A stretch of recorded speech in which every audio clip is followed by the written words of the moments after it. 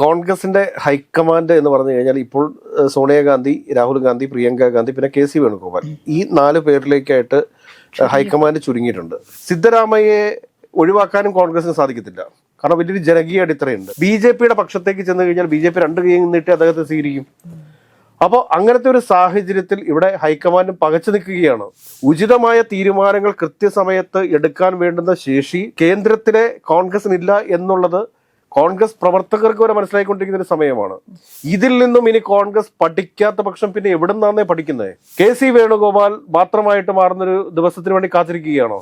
AICC office എന്ന് KC Venugopal താഴിട്ട് പൂട്ടും. നമസ്കാരം. കർണാടകയിലെ കോൺഗ്രസ് നേതൃത്വം ഉൾപ്പെടെ രാജ്യത്ത് ഒരുവിധ എല്ലാ കോൺഗ്രസ് നേതാക്കന്മാരും അസ്വസ്ഥരാണെന്ന തരത്തിലുള്ള വാർത്തകളാണ് ഇപ്പോൾ നമ്മൾ കേട്ടുകൊണ്ടിരിക്കുന്നത്. ഇത് ഹൈക്കമാൻഡിന്റെ ഇടപെടൽ കുറഞ്ഞതുകൊണ്ടാണോ, അല്ലെങ്കിൽ ഹൈക്കമാൻഡ് വേണ്ട രീതിയിൽ ഇടപെടാത്തതുകൊണ്ടാണ് തോന്നുന്നത്? കോൺഗ്രസിന്റെ ഹൈക്കമാൻഡ് എന്ന് പറഞ്ഞു കഴിഞ്ഞാൽ ഇപ്പോൾ സോണിയാഗാന്ധി, രാഹുൽ ഗാന്ധി, പ്രിയങ്ക ഗാന്ധി, പിന്നെ KC വേണുഗോപാൽ, ഈ 4 പേരിലേക്കായിട്ട് ഹൈക്കമാൻഡ് ചുരുങ്ങിയിട്ടുണ്ട്.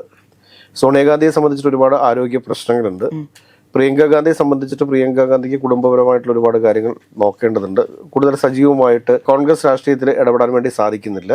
അവർ ബീഹാറിൽ തന്നെ തെരഞ്ഞെടുപ്പ് പ്രചരണത്തിന് വളരെ ചുരുക്കം ചില സ്ഥലങ്ങളിൽ മാത്രമാണ് വന്നിരുന്നത്, ഇത്രയും പ്രാധാന്യമുള്ള ഒരു തെരഞ്ഞെടുപ്പിൽ.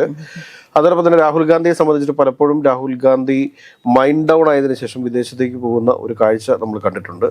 പിന്നെ ഇതിൻ്റെ എല്ലാം ആകെ കൂടെ ഒരു അവകാശി എന്ന് പറയുന്നത് ഇപ്പോൾ KC വേണുഗോപാൽ എന്നുള്ള രീതിയിലേക്ക് വന്നിരിക്കുകയാണ്.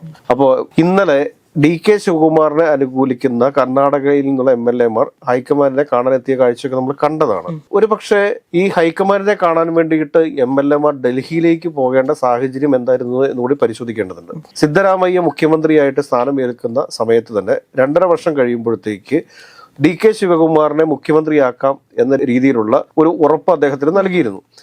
ആ ഉറപ്പ് പാലിക്കാതെ വന്നതിനെ തുടർന്നാണ് അദ്ദേഹം ചില അപസ്വരങ്ങളൊക്കെ കർണാടക കോൺഗ്രസിനകത്ത് ഉയർത്തി തുടങ്ങിയത്. അതുകൂടാണ്ട് അദ്ദേഹം കർണാടക PCC-യുടെ പ്രസിഡന്റ് കൂടിയാണ്. കഴിഞ്ഞ പ്രാവശ്യം കർണാടകയിൽ കോൺഗ്രസ് അധികാരത്തിൽ വന്നിട്ടുണ്ടെങ്കിൽ ഈ സിദ്ധരാമയ്യയും അതോടൊപ്പം തന്നെ DK ശിവകുമാറിന്റെയും അതികഠിനമായ വർക്കുണ്ട്.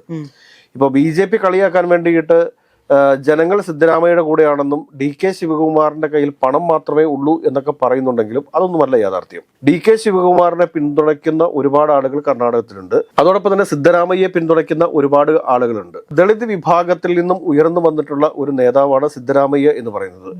ദേവഗൌഡയുടെ ജനതാദളിന്റെ പ്രതാപം കർണാടകത്തിൽ അസ്തമിക്കാനായിട്ടുള്ള കാരണം എന്തെന്ന് ചോദിച്ചു കഴിഞ്ഞാൽ ജനതാദളിൽ നിന്നും സിദ്ധരാമയ്യ പുറത്തേക്ക് വന്നതാണ്. സിദ്ധരാമയ്യ ദേവഗൌഡയെ വിട്ടിട്ട് ഇന്ത്യൻ നാഷണൽ കോൺഗ്രസിന്റെ പക്ഷത്തേക്ക് വന്നതോടുകൂടിയിട്ടാണ് അവിടുത്തെ കോൺഗ്രസ് ശക്തിപ്പെടുന്നത്. അതിനു മുമ്പ് അവിടെ വീരപ്പ മൊയ്ലിയെ പോലെയുള്ള നേതാക്കന്മാരൊക്കെ ഉണ്ടായിരുന്നു. അതിലുപരി ശക്തമായ തമ്മിലടികൾ ഉണ്ടായിരുന്നു. SM കൃഷ്ണനെ പോലെയുള്ള നേതാക്കന്മാരൊക്കെ അവിടെ ഉണ്ടായിരുന്നു. അതിശക്തമായ ഗ്രൂപ്പ് വൈര്യത്തിൽ കോൺഗ്രസ് തകർന്ന് തരിപ്പണമായ ഒരു സ്ഥലത്ത് നിന്നാണ് ഈ സിദ്ധരാമയ്യയും അതോടൊപ്പം തന്നെ ഈ പറഞ്ഞ DK ശിവകുമാറും കൂടി അവിടെ കർണാടകത്തിൽ കോൺഗ്രസിനെ ഉയർത്തിക്കൊണ്ടുവരുന്നത്. അതായത് BJP-യുടെ ഭരണത്തിന് മുമ്പായിട്ട് കുമാരസ്വാമിയും അതോടൊപ്പം അതായത് ഈ ജനതാദൾ സെക്യുലറിന്റെ കുമാരസ്വാമി, അതായത് ദേവഗൌഡയുടെ മകൻ കുമാരസ്വാമിയും സിദ്ധരാമയ്യയും അതോടൊപ്പം DK ശിവകുമാറും കൂടെ ചേർന്നുകൊണ്ട് അവിടെ ഒരു ഇലക്ഷനെ നേരിടുകയും ആ ഇലക്ഷനിൽ കുമാരസ്വാമിയെ മുഖ്യമന്ത്രിയാക്കുകയും അതിനുശേഷം പിന്നീട് കുമാരസ്വാമി കൂറുമാറി BJP-യുടെ മുഖ്യമന്ത്രിയാകുന്നതൊക്കെ നമ്മൾ കണ്ടിട്ടുണ്ട്. ഇപ്പോഴത്തെ സ്ഥിതി എന്ത് എന്ന് ചോദിച്ചു കഴിഞ്ഞാൽ സിദ്ധരാമയ്യയെ ഒഴിവാക്കാനും കോൺഗ്രസിന് സാധിക്കത്തില്ല. കാരണം വലിയൊരു ജനകീയ അടിത്തറയുണ്ട്. സ്വാഭാവികമായിട്ടും സിദ്ധരാമയ്യയെ സംബന്ധിച്ച് സിദ്ധരാമയ്യ മുഖ്യമന്ത്രി കസേരയിൽ നിന്ന് മാറിക്കൊടുക്കാനും തയ്യാറല്ല. സിദ്ധരാമയ്യ നോക്കുമ്പോൾ ഏതെങ്കിലും തരത്തിൽ കോൺഗ്രസിനകത്ത് തനിക്ക് വേണ്ട പരിഗണന ലഭിക്കാതെ വരുന്ന പക്ഷം BJP-യുടെ പക്ഷത്തേക്ക് ചെന്ന് കഴിഞ്ഞാൽ BJP 2 കൈ നീട്ടി അദ്ദേഹത്തെ സ്വീകരിക്കും. അപ്പോൾ അങ്ങനത്തെ ഒരു സാഹചര്യത്തിൽ ഇവിടെ ഹൈക്കമാൻഡ് പകച്ചു നിൽക്കുകയാണ്. ഉചിതമായ തീരുമാനങ്ങൾ കൃത്യസമയത്ത് എടുക്കാൻ വേണ്ടുന്ന ശേഷി കേന്ദ്രത്തിലെ കോൺഗ്രസിനില്ല എന്നുള്ളത് കോൺഗ്രസ് പ്രവർത്തകർക്ക് വരെ മനസ്സിലായിക്കൊണ്ടിരിക്കുന്ന ഒരു സമയമാണ്. ഇനി കോൺഗ്രസിന് ഒരുപക്ഷെ ചെയ്യാൻ സാധിക്കുക എന്താണ് എന്ന് ചോദിച്ചു കഴിഞ്ഞാൽ DK ശിവകുമാറിനെ പോലെയുള്ള സാമ്പത്തികമായ ശേഷിയുള്ള ആർജവമുള്ള നേതാക്കന്മാരെയൊക്കെ ദേശീയ തലത്തിലേക്ക് കൊണ്ടുവരിക എന്നുള്ളതാണ്. അങ്ങനെ ദേശീയ തലത്തിലേക്ക് കോൺഗ്രസ് DK ശിവകുമാറിനെ പോലെയുള്ള നേതാക്കന്മാരെ കൊണ്ടുവരുന്ന സമയത്ത് അത് ദേശീയ തലത്തിൽ തന്നെ പ്രതിഫലിക്കും. ദേശീയ മുഖമാക്കി നിർത്താൻ സാധിക്കുന്ന ഒരു നേതാവ് തന്നെയാണ് DK ശിവകുമാർ എന്ന് പറയുന്നത്. ഇന്നിപ്പോ ഉദ്ധവ് താക്കറെ എന്താണ് പറഞ്ഞിരിക്കുന്നത്? അതായത് മുംബൈ കോർപ്പറേഷനിലേക്ക് നടക്കുന്ന തെരഞ്ഞെടുപ്പിൽ കോൺഗ്രസ് ഒറ്റയ്ക്ക് മത്സരിക്കാൻ വേണ്ടി തീരുമാനിച്ചിരിക്കുന്നു. കാരണം ഇന്ത്യയിലെ തന്നെ ഏറ്റവും വലിയ മുനിസിപ്പൽ കോർപ്പറേഷനാണ് മുംബൈ മുനിസിപ്പൽ കോർപ്പറേഷൻ എന്ന് പറയുന്നത്. ആ ഒരു മുനിസിപ്പൽ കോർപ്പറേഷനിലേക്ക് നടക്കാൻ പോകുന്ന തെരഞ്ഞെടുപ്പിൽ ഉദ്ധവ് താക്കറെ പക്ഷത്തിന് എതിരെ പോലും കോൺഗ്രസ് മത്സരിക്കുന്നു എന്ന് പറയുമ്പോഴത്തേക്ക് ഒന്ന് ആലോചിച്ച് നോക്കൂ. ദേശീയ തലത്തിൽ കോൺഗ്രസ് ഇന്ത്യ സഖ്യത്തിന് നേതൃത്വം കൊടുക്കുന്നു എന്ന് പറയുന്ന സമയത്ത് ഉദ്ധവ് താക്കറെ പറയുന്നത് എന്താണ്? ഘടകകക്ഷി മര്യാദ പാലിക്കണമല്ലോ.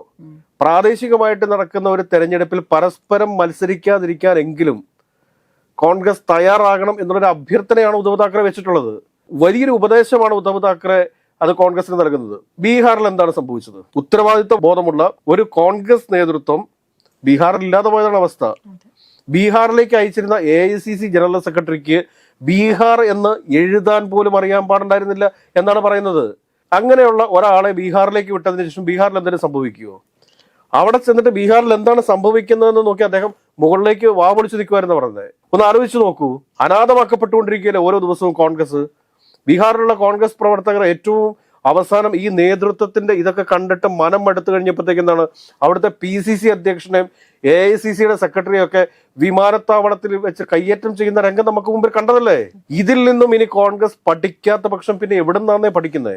KC വേണുഗോപാൽ മാത്രമായിട്ട് മാറുന്നൊരു ദിവസത്തിന് വേണ്ടി കാത്തിരിക്കുകയാണോ? KC വേണുഗോപാൽ ഏറ്റവും ഒടുവിൽ AICC ഓഫീസിന്റെ വാതിലുകൾ പൂട്ടി താക്കോലുമായിട്ട് സോണിയാഗാന്ധിയുടെ വീട്ടിലെത്തി താക്കോൽ കൈമാറി അദ്ദേഹം കേരളത്തിന്റെ മുഖ്യമന്ത്രിയാകാൻ വേണ്ടിയിട്ട് കേരളത്തിലേക്ക് ഫ്ലൈറ്റ് കയറുന്ന ദിവസത്തിന് വേണ്ടിയിട്ടാണോ കോൺഗ്രസ് കാത്തിരിക്കുന്നത്? കോടിക്കണക്കിന് വരുന്ന കോൺഗ്രസ് പ്രവർത്തകരുടെ വികാരത്തെ തല്ലിക്കെടുത്തുന്ന രീതിയിലല്ലേ പ്രവർത്തനങ്ങൾ ഓരോ ദിവസവും മുമ്പോട്ട് പോയിക്കൊണ്ടിരിക്കുന്നത്. ഇനിയും തെരഞ്ഞെടുപ്പ് വരാൻ പോയിരിക്കുന്ന എത്രയോ സംസ്ഥാനങ്ങളുണ്ട്. വെസ്റ്റ് ബംഗാളിൽ തെരഞ്ഞെടുപ്പ് വരാൻ വേണ്ടി പോകുന്നു.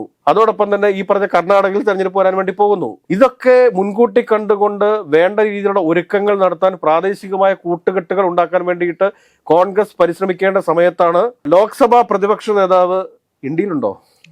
രാഹുൽ ഗാന്ധി. ഇവിടെ ഇന്ത്യ സഖ്യത്തിന് നേതൃത്വം കൊടുക്കുന്ന നേതാവാണ് രാഹുൽ ഗാന്ധി. അദ്ദേഹം ഇന്ത്യയിലില്ലെന്നേ. ഇലക്ഷനിൽ തോറ്റ ഡിപ്രഷനിൽ പോയത്. അല്ലെ, അത് മൈൻഡ് ഡൗൺ ആയി. അത് ശരിയാണ്. ഇത്രയും വലിയ ഒരു പരാജയമൊന്നും അദ്ദേഹം പ്രതീക്ഷിച്ചിട്ടുണ്ടാവില്ല. 247 വരുന്ന സൈനിക ഉദ്യോഗസ്ഥരും IAS ഉദ്യോഗസ്ഥരും റിട്ടയർഡ് ജഡ്ജിമാരെല്ലാരും കൂടെ കൂടിയിട്ട് ലോക്സഭാ പ്രതിപക്ഷ നേതാവിന് ഇപ്പോൾ ഒരു കത്തയച്ചിരിക്കുകയാണ്. നിങ്ങൾ ഇലക്ഷൻ കമ്മീഷനെയും അതുപോലെ തന്നെ ഇന്ത്യയിലുള്ള ഭരണഘടനാ സ്ഥാപനങ്ങളെയും അപമാനിക്കരുത് എന്ന് പറഞ്ഞുകൊണ്ട്. ആ ഒരു ഗതികേടെന്ന് ആലോചിച്ച് നോക്കിയേ. ഇതിനു മുമ്പ് ഇന്ത്യൻ ജുഡീഷ്യറിയെ കൈയടക്കാൻ പോവുകയാണ് എന്ന് പറഞ്ഞ് ജസ്റ്റിസ് കുര്യൻ ജോസഫിനെ പോലുള്ള ആളുകൾ സുപ്രീം കോടതിയുടെ തിരുമുറ്റത്ത് പത്രസമ്മേളനം നടത്തിയിട്ടുണ്ട്. ആർക്കെതിരെ? നരേന്ദ്രമോദിക്കെതിരെ.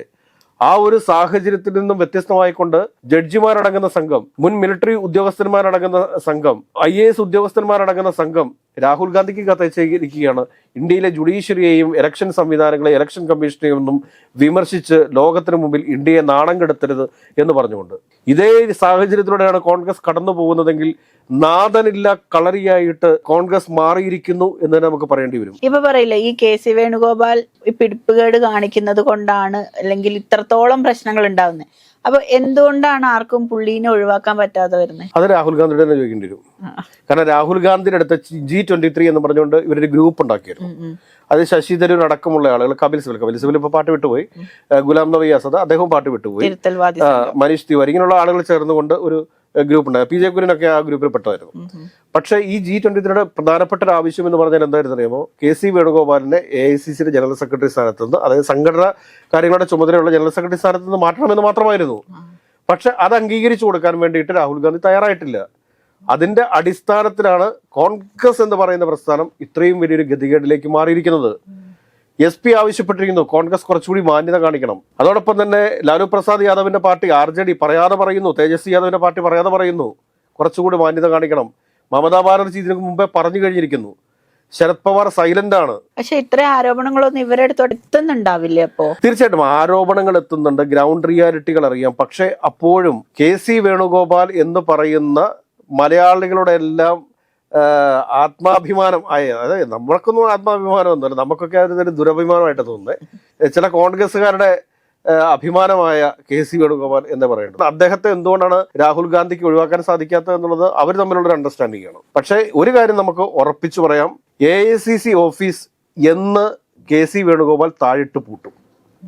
ഇതിനൊരു ഉത്തരം കിട്ടിയാൽ മതി. അത് അത്ര വിദൂരമല്ല എന്നെനിക്ക് തോന്നുന്നു.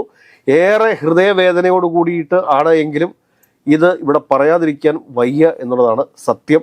ഇനിയെങ്കിലും കോൺഗ്രസ് പ്രവർത്തകരും നേതാക്കന്മാരും ഉണർന്ന് പ്രവർത്തിക്കാത്ത പക്ഷം കോൺഗ്രസ് ദേശീയ തലത്തിൽ ഒരു ബിഗ് സീറോ ആയിട്ട് മാറാൻ വേണ്ടി പോകാനായിട്ട് അധിക സമയം എടുക്കില്ല എന്നുള്ളൊരു യാഥാർത്ഥ്യം, പൊളിറ്റിക്കൽ റിയാലിറ്റി ഇനിയെങ്കിലും കോൺഗ്രസ്സുകാർ മനസ്സിലാക്കട്ടെ എന്നൊരു പ്രാർത്ഥന മാത്രമേ ഉള്ളൂ.